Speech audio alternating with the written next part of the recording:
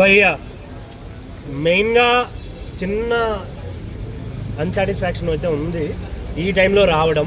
అది తప్పించి remaining cinema review కానీ సినిమా విషయానికి వస్తే ఒక వరల్డ్లోకి తీసుకెళ్ళిపోయినట్టే ఉంది సినిమా అయితే.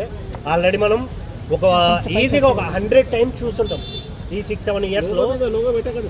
ఓకే ఓకే కంటిన్యూ కొంచెం ఒక 100 టైమ్స్ మనం సినిమా చూసేసి ఉంటాం ఆల్రెడీ. కానీ మళ్ళీ వచ్చి 4 అవర్స్ థియేటర్లో కూర్చుంటున్నామంటే ఆయన కెపాసిటీ ఏంటి, ఆయన సినిమా విజన్ ఏంటి అనేది అందరికి అర్థమవుతుంది. సినిమాలో చాలా ఎలిమెంట్స్ అంటే 1-2 విడివిడిగా మనం ఏదైతే చూసామో చాలా ఎలిమెంట్స్ మిస్ అయ్యాయి, కొన్ని సాంగ్స్ ట్రిమ్ అయ్యాయి, ఇంకొన్ని సీన్స్ కూడా ఎగిరిపోయాయి. కానీ ఏదైతే స్టార్టింగ్ నుంచి ఎండ్ వరకు ఎమోషన్ ఉంటుందో ప్రతి సీను అలాగే ఉంది, ఎక్కడ ఇంచు కూడా తగ్గలేదు అనే ఫీలింగ్ అయితే ఉంది నాకు. నేనే త్రూ అవుట్ థియేటర్లో కూర్చున్నంతసేపు అరే ఈ సీన్ బాగుంది, ఈ సీన్ బాగాలేదు, ఈ సీన్ ఎలా ఉంది అని క్యాల్కులేట్ చేస్తాం ప్రతి ఒక్కరం.